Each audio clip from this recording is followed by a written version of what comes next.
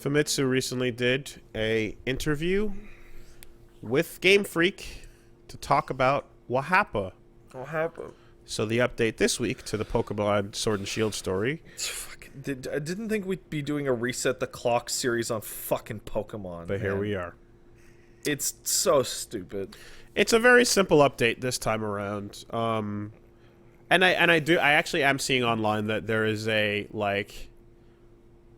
it's becoming the discussion of don't tell developers that don't call developers lazy because making a game is fucking hard. I don't call any developers lazy. I prefer to call them incompetent. That's not even where I'm going. I'm just saying the main thing is to me the main thing is just take more time.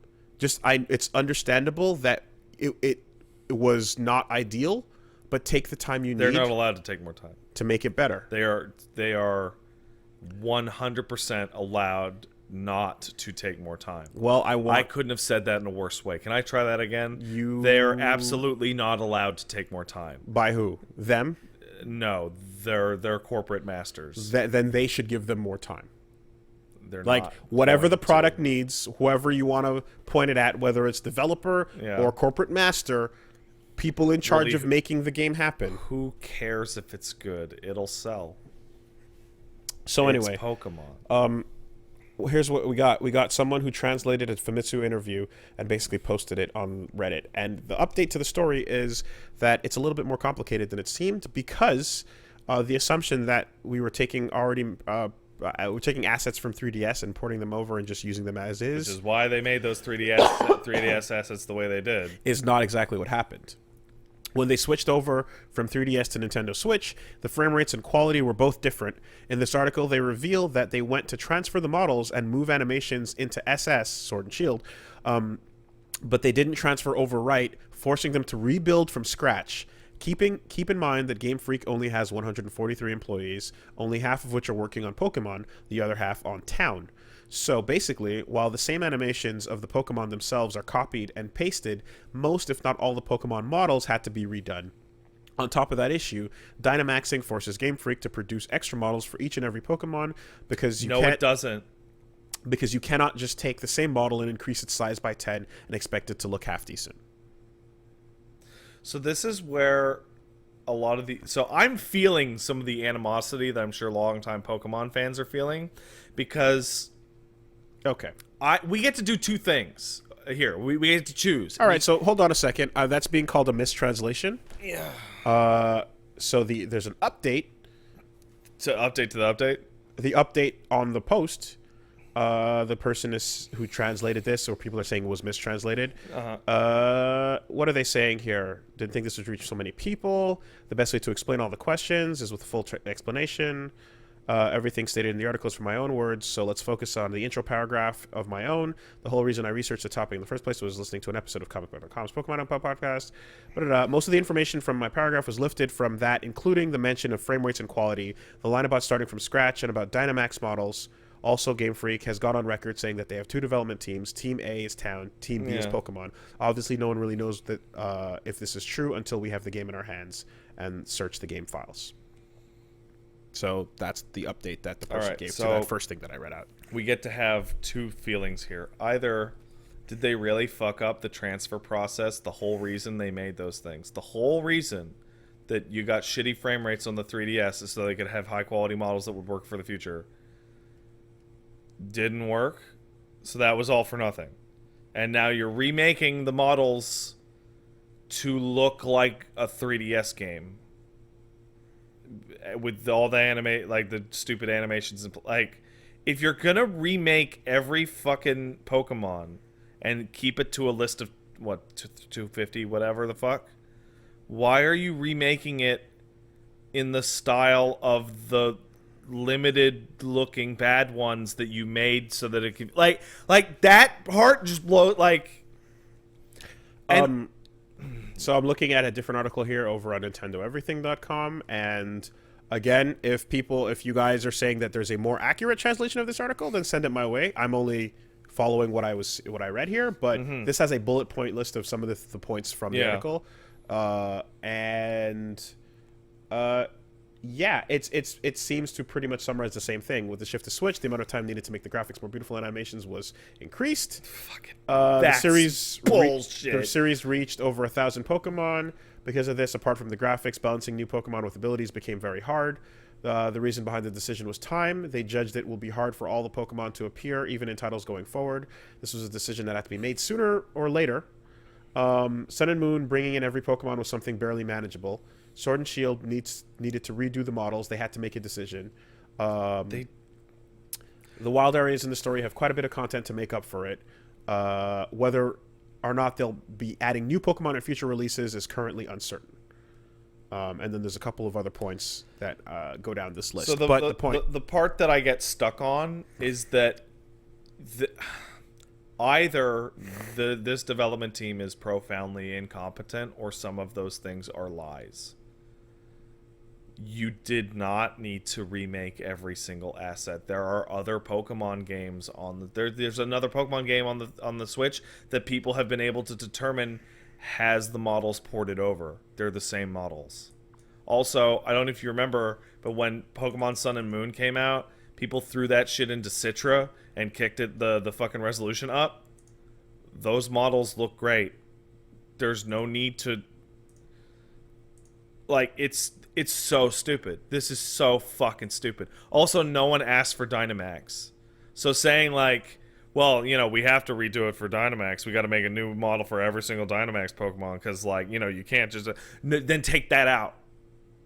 Do you really think anyone in the world is saying, oh, yeah, I would much rather have Dynamax than 400 extra Pokemon? I'm gonna stand by what I was saying in that I think the solution to almost any possible issue here is just time. Also, like, literally, like, whatever the problem is or could be, that's okay. Just take the time to do it right. Also, the thing, I don't know what the deal with their team size is. Like, Pokemon should have, like I'm not advocating for, like, factory farm game making, but, like, Pokemon's a way fucking bigger deal than Assassin's Creed. Assassin's Creed gets 1,200 developers from 95 different countries. Yeah, and nobody wants crunch. Right? But how come Pokemon has to have 80 people?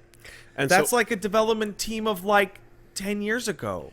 So this brings me to the image that I got sent that I thought was pretty funny.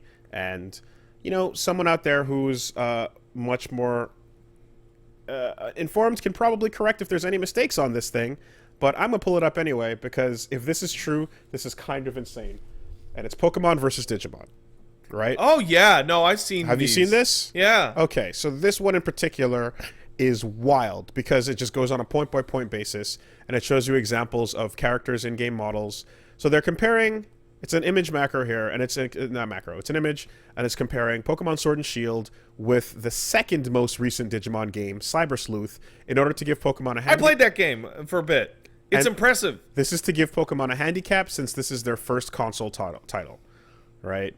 I guess not counting the fucking stadiums and so on and Coliseums. But Cyber Sleuth was originally on Vita and then ported to PS4. Yep. So they have side-by-side examples. It looks great. Yeah, in-game characters, monsters, environments, battle UI looks overall way better in Digimon. Way better. It's a full generation ahead. Right. Pokemon has 800 individual models, all of which are already completed and animated since Gen 6. Game Freak was unable to port these over as they did in the previous game, and they cut Pokemon from the game completely, and they intend to continue this for all future games, whereas Cyber Sleuth has 249 individual Pokemon, Digimon, all the models and animations were made from scratch. The sequel increased it to 341. The director wants to add more and include and much more obscure ones. Then, in terms of notable differences on the other side of the screen here, you got Pokemon don't follow you in the overworld, whereas in Digimon, all three of your Pokemon in your party follow you. You've got Gen 8 badges, beat the evil team, catch the legendary, beat the champion. Whereas in Cyber Sleuth, there's a story that involves many mature themes that doesn't hold your hand. I'm going to take that image's word for it. I don't fucking know. All attack animations are universal. Z moves have been removed. Versus and Digimon have their own fully animated signature moves, and each one has at least one. And then your rival starts the game with a starter weaker than yours, and your rival starts the game with a giant fucking mech thing. So in conclusion, it says at the bottom. I actually think the better comparison is one that you made, I think, 2 weeks ago, was to Monster Hunter. Sure. Monster Hunter With got World, up to... So an individual monster in Monster Hunter is a million times more work than an individual Pokemon, right? They have huge animation sets, they have skeletons, etc., right? But we hit World, and we went from 110 plus down to 35, right? But you could see why. Rathalos looks fucking sick, and he has all of his shitty animations got cleaned up. You got a batch of new particle effects. It looks good, you know, all that stuff, right? Yep. Iceborne's going to come out. It looks like they're going to kick it up to 50-55, right? Monster Hunter World 2, or whatever the fuck it's called, is probably going to kick it up to 77. And then Monster Hunter World 2 Frontier GX is probably going to kick it up to 95, because Capcom is throwing the resources that it demands behind it, and they're hauling ass to get these things out. They never, ever in that whole series ever said something so stupid as, you're probably never going to get that high of a roster again. With GU, Generations Ultimate, they said, this is going to be the largest roster for a while because we're literally just they were just drag dropping shit over from other games, right? Yeah. But the first thing they said when World came out is, we know the monster list is small. We are busting our asses to get as many of your favorite monsters in as fast as possible. They didn't go out and say, well, it's hard, so you'll probably never see a big roster again.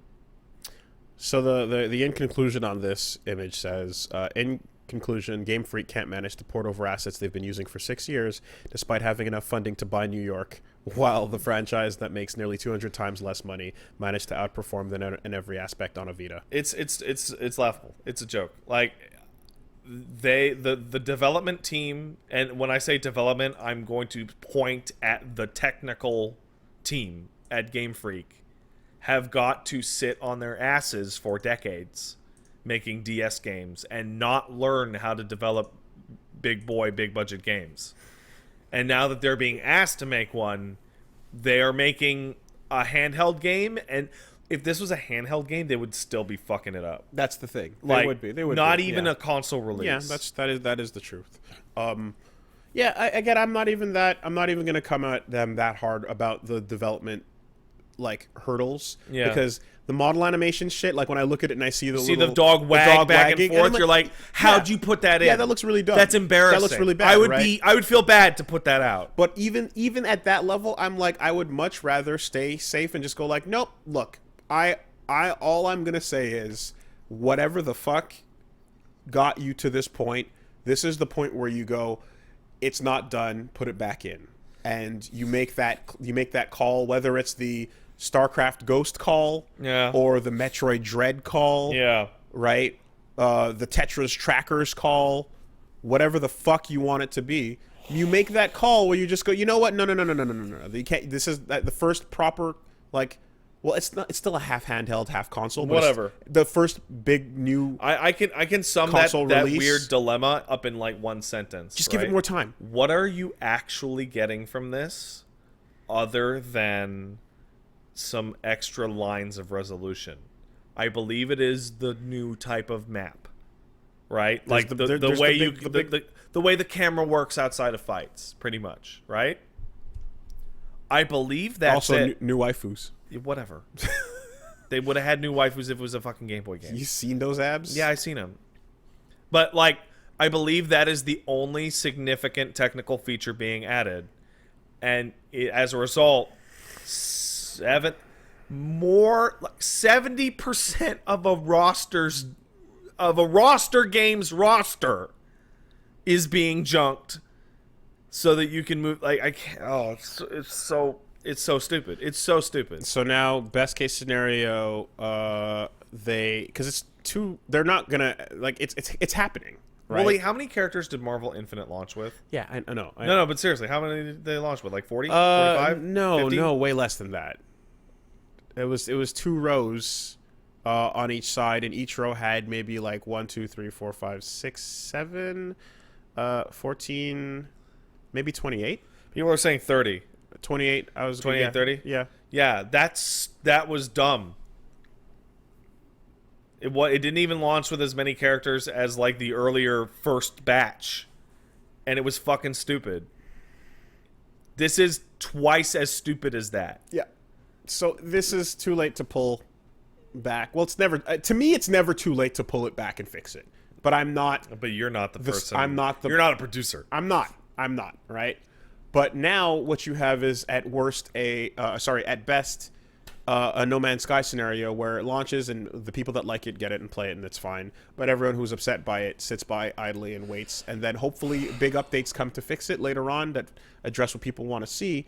But the amount of work going into that, it's almost like you already launched. This all comes back, like all that anger comes back to that's gonna fucking hurt you. One sentence, which I feel like sums it all up, which they need to roll back. They need to come back. And they have doubled down on it. And they go, you're probably never going to see another Pokemon game with all the Pokemon again. That's the part. If they said, listen, we're running behind, we're putting in these 350, we're going to add like 100 in 6 months, and then the next batch will have 200, whatever, right? We'd still be mocking them like ruthlessly because the animations are fucking dumb, but people will go, well, they fucked up, they're gonna put them in whatever, right? But the phrase of like, well, no, we'll never be able to work hard enough or smart enough to get them all in there. So my friends that have been super into Pokemon in the past, whenever there's been stuff that they're bothered by, it always seemed really granular. Yeah, and it was always they like changed this mini game with the bike, and it whatever. and I've always definitely been like, okay, dude, whatever, Poke nerds. If you're in there, you're in there, I suppose, Yeah. right? This is the first time that it's actually like a very broad and clear botch, and it's weird because I'm so used to Pokemon being like, it's fucking Pokemon, it's fine. Pokemon. Like, do you know why you felt that way? Because deep in the seat of your mind, you're like, it's fucking Pokemon. All your favorites are here. I remember Pokemon. I like Chansey or whatever the fuck. Anyway, and they got them all in. Oh, there's some new ones that'll be worth it, right? Yeah. There's nothing time can't fix, man. Nothing time can't fix. Death. Huh? What?